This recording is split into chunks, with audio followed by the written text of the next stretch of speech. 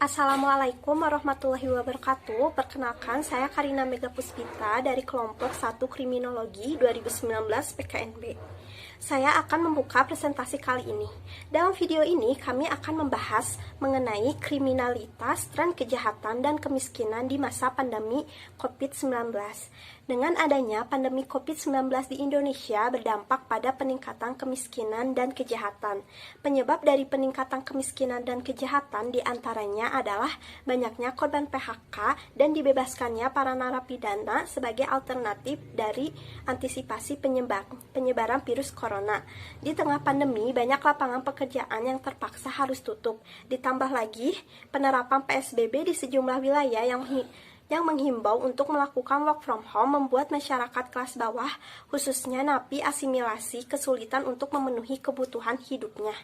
Pekerjaan informal yang biasanya menjadi alternatif juga tidak dapat berfungsi secara maksimal.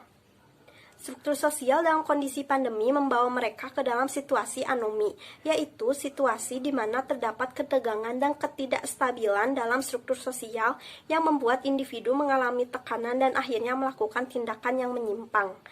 Salah satunya yaitu tindakan kriminal. Ketegangan dan ketidakstabilan tersebut tentu dipicu oleh pandemi COVID-19 yang kemudian berimbas pada salah satu kondisi ekonomi masyarakat. Tak heran, banyak masyarakat di Indonesia berada pada ambang kemiskinan di masa pandemi ini. Di sisi lain, Indonesia adalah negara hukum. Indonesia menerima hukum sebagai ideologi untuk menciptakan ketertiban, keamanan, keadilan, serta kesejahteraan bagi warga negaranya. Sebagai negara hukum, maka setiap masyarakat di Indonesia haruslah berpedoman pada hukum yang berlaku.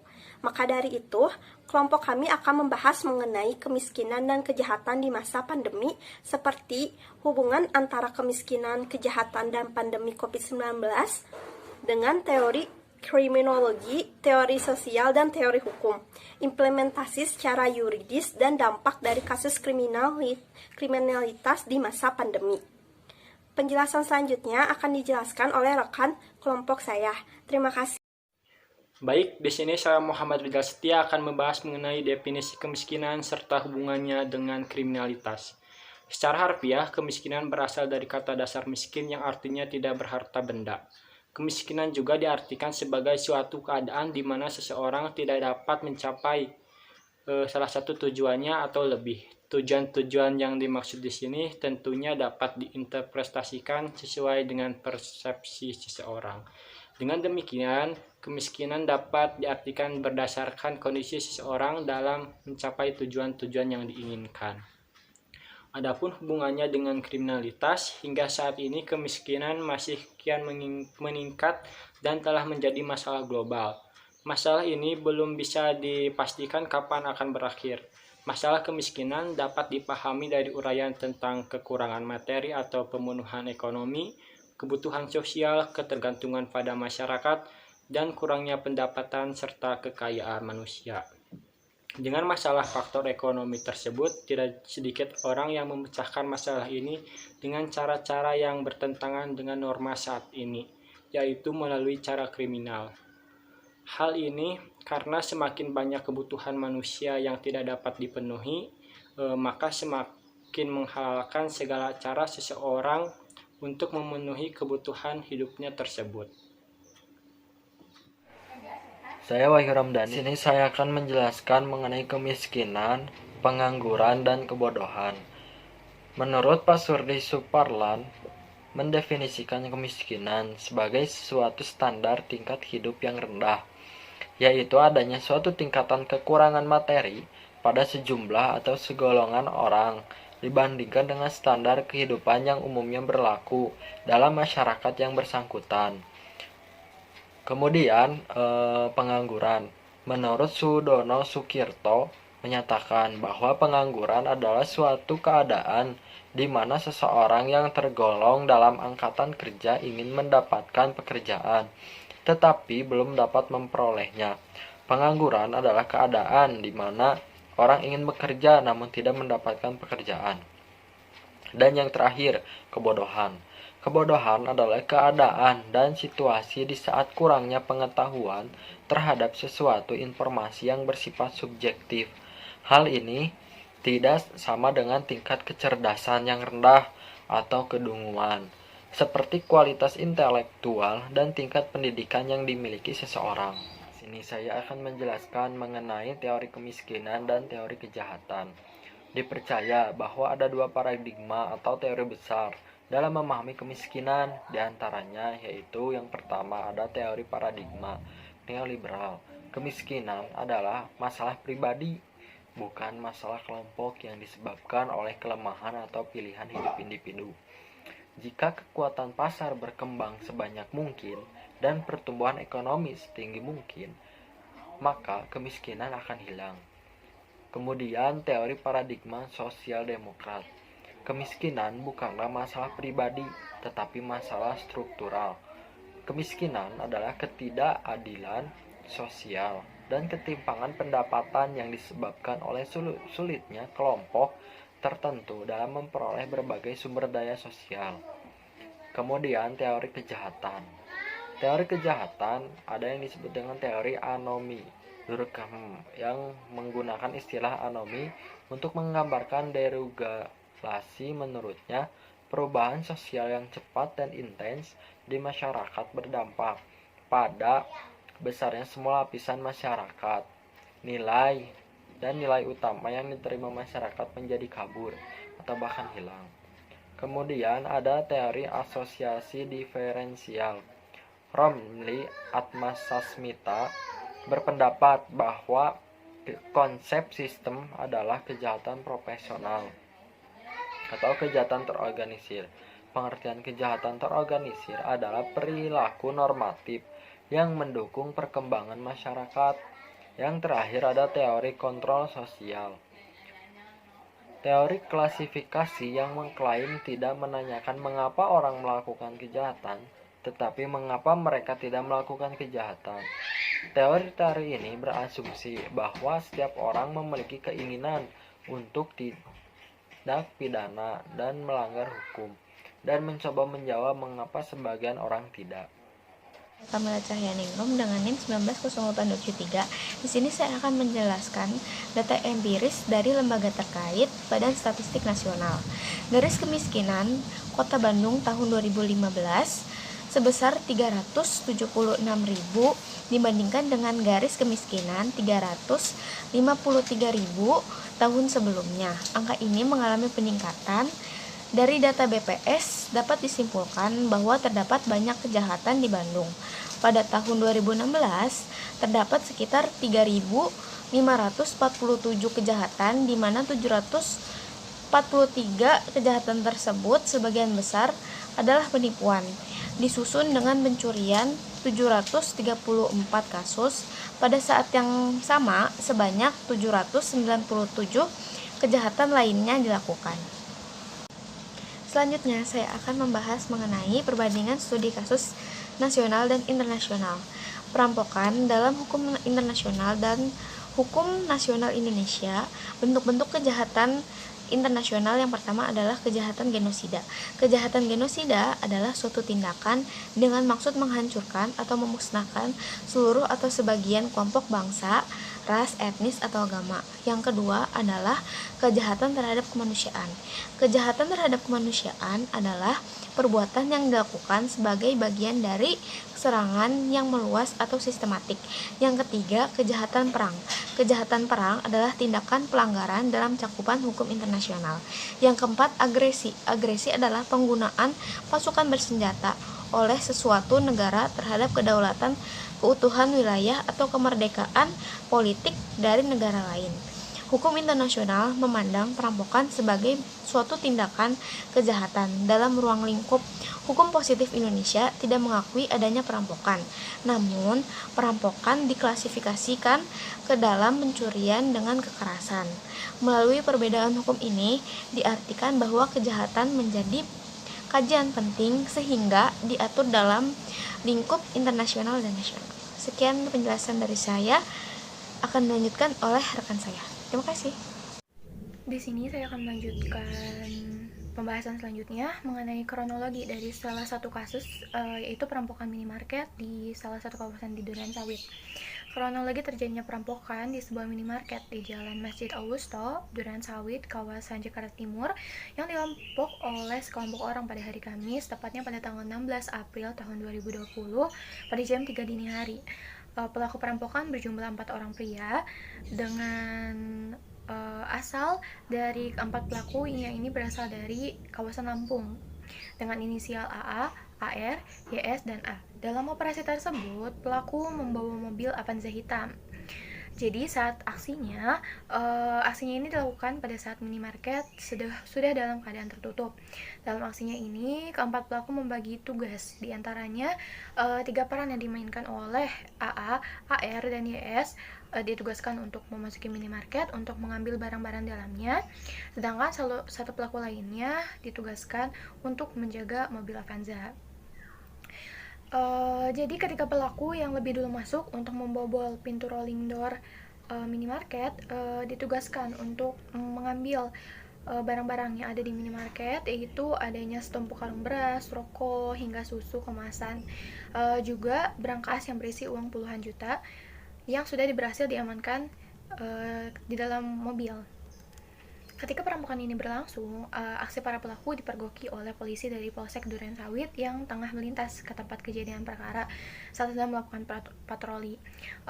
Mereka mencurigai dengan keberadaan mobil pelaku yang terparkir di depan minimarket, yang kemudian polisi itu akhirnya menghampiri mobil tersebut.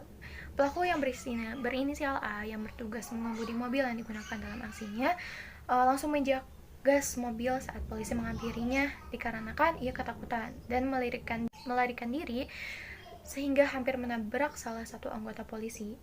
Nah, salah seorang saksi dan satu petugas yang pertama memergoki pelaku yang sedang berada dalam mobil juga berupaya untuk mengejar pelaku, namun usahanya gagal dan tidak berhasil untuk mencatat plat nomor kendaraan. Pelaku berinisial A ini yang menggunakan mobil Avanza hitam kabur dengan keadaan pintu belakang yang masih terbuka sehingga barang-barang yang sudah dicuri berserakan di pinggir jalan.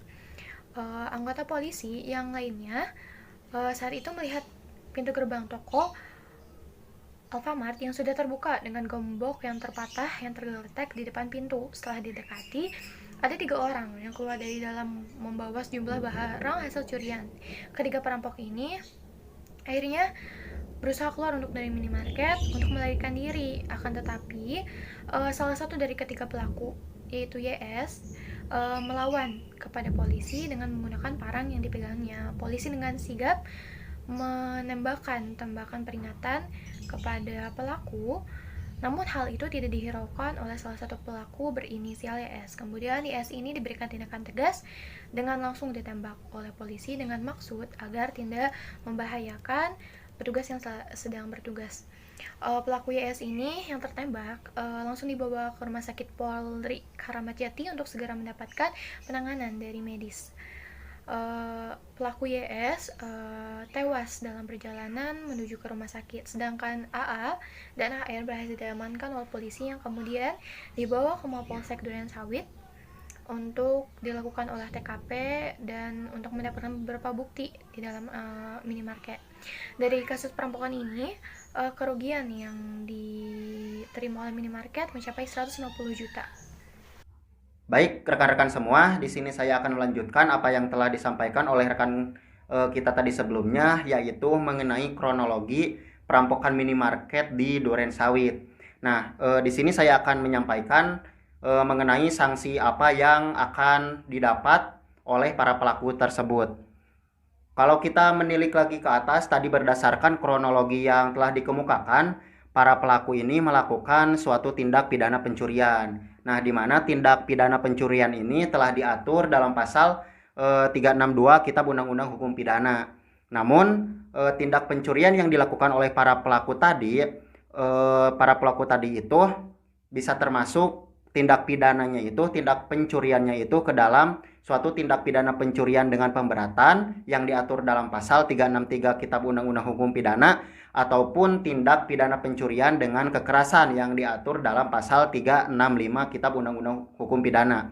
Nah, apabila kita melihat pasal 363 KUHP di mana para pelaku melakukan pencurian pada malam hari dan saling bekerja sama ataupun bersekutu dalam aksinya, hal tersebut telah diatur dengan rinci gitu dalam pasal 363 ayat 1 poin ketiga dan poin keempat, yang kemudian para pelaku dapat diancam pidana paling lama 9 tahun penjara gitu. Nah, karena pencurian yang diterangkan dalam poin ketiga disertai dengan salah satu hal dalam poin keempat gitu ataupun poin kelima, maka diancam dengan hukuman pidana penjara paling lama 9 tahun. Nah, teman-teman, namun para pelaku tersebut dapat dikenakan sanksi yang lebih berat gitu. Karena apa? Karena tindakannya yang dilakukan terhadap anggota kepolisian, yaitu ancaman kekerasan ataupun pada saat tertangkap tangan agar memungkinkan para pelaku tersebut untuk melarikan diri. Hal tersebut diatur dalam pasal 365 Kitab Undang-Undang Hukum Pidana ayat 1 dan ayat 2 pada poin ke-1 dan kedua dengan ancaman pidana paling lama 12 tahun penjara gitu. Nah, kekerasan ataupun ancaman kekerasan tersebut haruslah dilakukan terhadap orang gitu, yaitu tadi terhadap kepolisian yang dilakukan oleh para pelaku tersebut. Nah, kekerasan tersebut dapat dilakukan sebelum aksi, pada saat aksi pencurian, maupun setelah aksi pencurian itu dilakukan. Dengan maksud apa? Dengan maksud untuk memudahkan pencurian tersebut. Nah, jika pada saat tertangkap tangan ataupun dipergoki gitu dalam hal ini oleh kepolisian yang tadi dilakukan oleh para pelaku tersebut, nah di sini dimaksudkan untuk supaya ada kesempatan gitu untuk para pelaku agar bisa melarikan diri ataupun menyelamatkan barang curiannya agar tetap berada di tangan para pelaku tersebut. Nah, jika kita melihat lagi dari uraian di atas, dapat kita simpulkan bahwasannya pasal 365 ayat 2 Kitab Undang-Undang Hukum Pidana juga merupakan pasal pemberatan gitu dari pasal 365 ayat 1 Kitab Undang-Undang Hukum Pidana, yaitu dengan pemberatan ancaman pidana penjara dari 9 tahun menjadi 12 tahun, yaitu jika pencurian dengan kekerasan tersebut dilakukan dengan salah satu dari 4 unsur dalam pasal 365 ayat 2 Kitab Undang-Undang Hukum Pidana. Nah, kemudian para pelaku ini juga tadinya melakukan pencurian di malam hari dan saling bekerja sama ataupun bersekutu. Hal tersebut merupakan unsur dari unsur yang ada dalam pasal 365 Kitab Undang-Undang Hukum Pidana dan lebih disebutkan dengan jelas dalam pasal 365 Kitab Undang-Undang Hukum Pidana ayat 2 pada poin 1 dan poin 2. Maknanya adalah tindak pidana pencurian dengan kekerasan tersebut dilakukan pada malam hari serta oleh 2 orang atau lebih ataupun bekerja sama dan ataupun bersekutu gitu, dengan tujuan untuk memudahkan dilakukannya pencurian tersebut. Dengan demikian pelaku tersebut dapat dikenai sanksi penjara paling lama 12 tahun penjara. Nah, teman-teman, sekian dari saya. Terima kasih dan akan dilanjutkan kembali oleh rekan kita selanjutnya. Terima kasih. Halo, saya Elizabeth Regunita Tambunan dengan NIM 1900930 dari PKN 2019B. Nah, aku di sini akan membahas mengenai perampokan, kemiskinan, dan pandemi COVID-19 dalam perspektif teori kriminologi, teori sosial, dan juga teori hukum. Nah, sebelumnya teman-teman, kita semua mengetahui bahwa pandemi COVID-19 ini telah berdampak pada berbagai aspek kehidupan manusia. Lalu teman-teman, penyebaran virus COVID-19 yang begitu cepat dan sangat kompleks menyebabkan pemerintah harus mengambil langkah-langkah dengan cepat dan sigap untuk memutus mata rantai penyebaran virus pandemi COVID-19. Nah, salah satu langkah yang diambil oleh pemerintah melalui Kementerian Hukum dan HAM mengeluarkan kebijakan untuk membebaskan narapidana dengan tujuan mencegah penyebaran virus COVID-19 di lapas. Berdasarkan data yang diperoleh, per tanggal 20 April 2020, sudah sebanyak 38.822 narapidana yang dibebaskan. Namun ternyata kebijakan ini dikritisi dari teori kriminologi. Teori kriminologi memandang bahwa tindakan pemerintah ini dapat menyebabkan meningkatnya kejahatan di kalangan masyarakat. Dilansir dari laman tempo.co, ternyata pandemi COVID-19 ini berdampak juga dalam tindak kejahatan yang semakin meningkat. Teori kriminologi memandang bahwa terdapat beberapa bentuk tindak kejahatan. Yang pertama ada kejahatan perorangan, kejahatan terhadap harta dan benda, kejahatan yang dilakukan dalam pekerjaan. Biasanya kejahatan ini dilakukan oleh orang yang mempunyai kekuasaan atau jabatan. Selanjutnya ada kejahatan politik, kejahatan terhadap ketertiban umum, kejahatan konvensional seperti perampokan atau pencurian dengan kekerasan, kejahatan terorganisir, dan juga kejahatan profesional. Salah satu tindak kejahatan yang menjadi fokus kelompok kami yaitu tindak kejahatan perampokan. Menurut Rian Tambingon menyatakan bahwa perampokan merupakan perbuatan memaksa terhadap seseorang dengan kekerasan atau ancaman kekerasan agar yang bersangkutan menyerahkan suatu barang atau sejumlah uang. Dari studi kasus yang sudah dijelaskan oleh teman saya, terdapat 4 pelaku yang melakukan tindak perampokan. Mereka membawa senjata tajam dan diduga kerugian yang dialami oleh minimarket tersebut mencapai kurang lebih 150 juta rupiah. Nah, teman-teman, teori kriminologi ini memandang bahwa tindakan perampokan ini terjadi karena beberapa faktor, yaitu dipengaruhi oleh teori biologis, teori psikogenesis, teori sosiogenesis, dan juga teori subkultural delinkuensi. Ya, teman-teman, dari kacamata teori sosial, pandemi COVID-19 ini telah membawa dampak yang sangat besar, terutama dalam aspek ekonomi masyarakat Indonesia. Berdasarkan data yang diperoleh, ternyata pandemi COVID-19 ini menyebabkan tingkat kemiskinan bangsa Indonesia semakin meningkat. Hal ini salah satunya dipengaruhi oleh banyaknya pemutusan hubungan kerja yang dilakukan oleh perusahaan. Sehingga kemiskinan ini menyebabkan meningkatnya pula tindak kejahatan. Kemiskinan dan tindak kejahatan merupakan dua konsep yang saling mempengaruhi satu sama lain. Kemiskinan mempunyai dampak yang teramat besar terhadap peluang terjadinya tindak kriminalitas.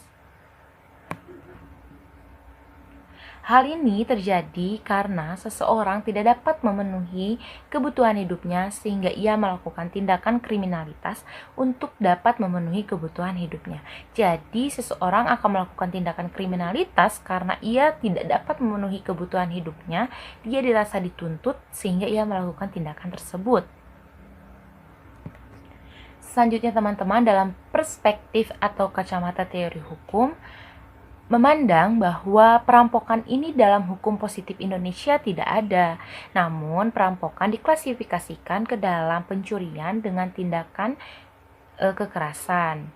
Kitab Undang-Undang Hukum Pidana atau KUH Pidana menyatakan bahwa tindakan pencurian dengan kekerasan diatur dalam pasal 365 yang menyatakan bahwa pencurian dengan penggunaan kekerasan, yakni pencurian dalam bentuk pokok atau pencurian biasa ditambah dengan unsur kekerasan.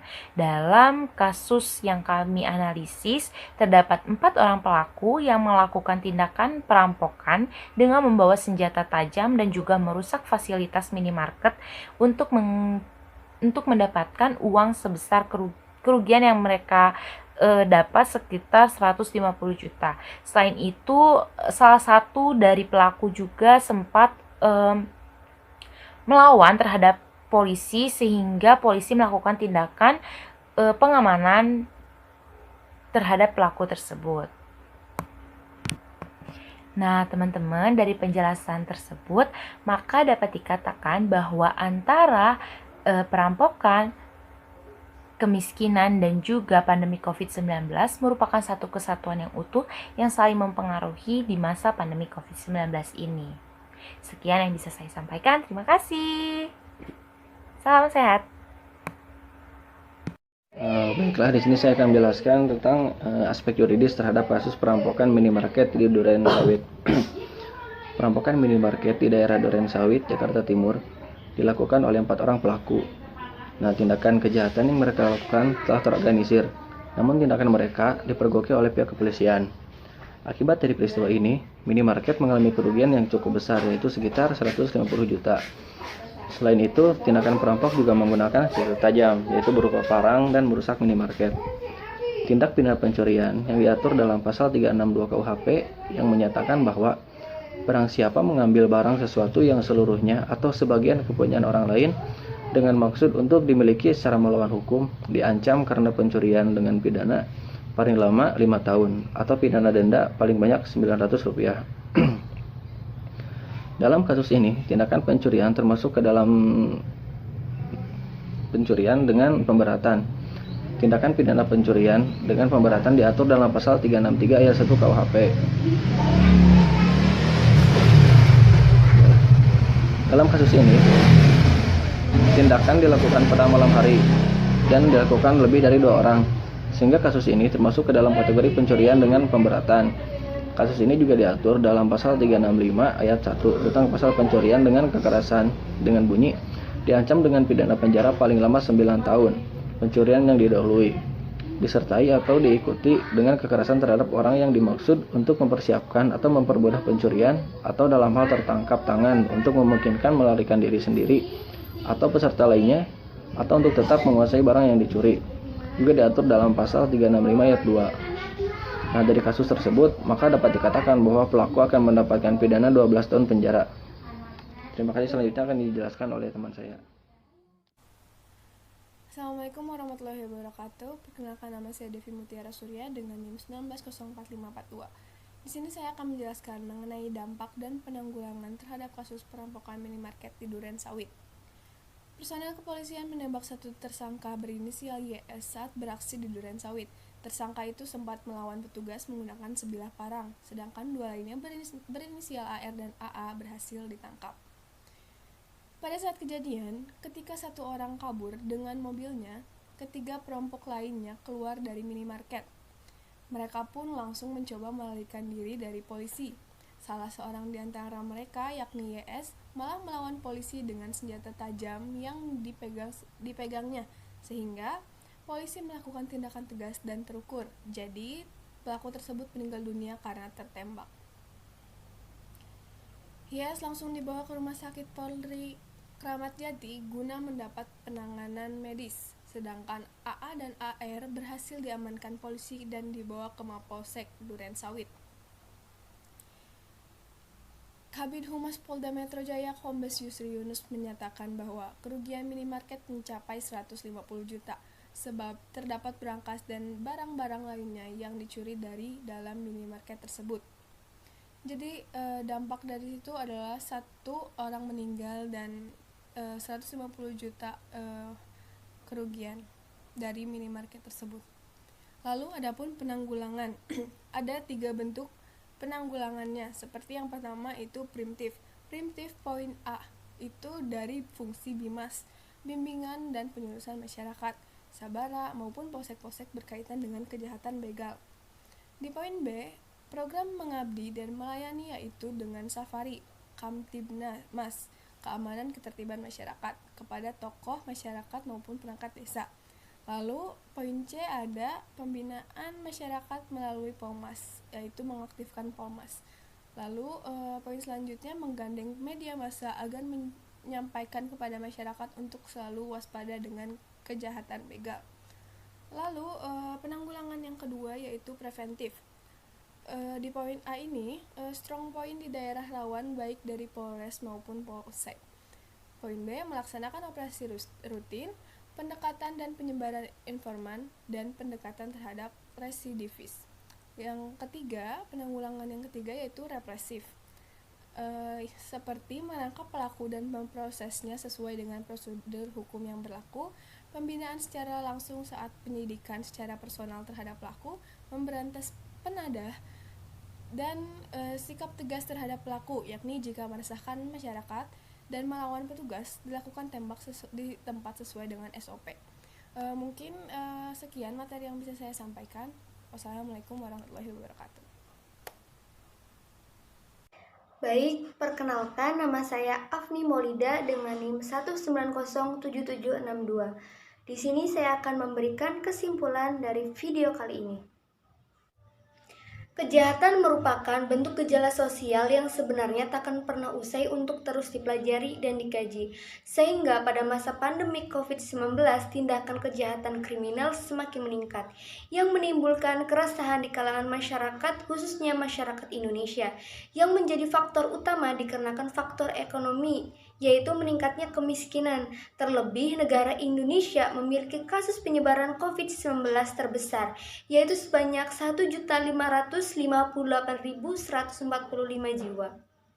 Penyebaran virus COVID-19 berlangsung dengan begitu cepat dan kompleks, sehingga pemerintah melakukan tindakan untuk mengurangi laju penyebaran COVID-19 dengan membebaskan narapidana yang bertujuan untuk mencegah virus COVID-19.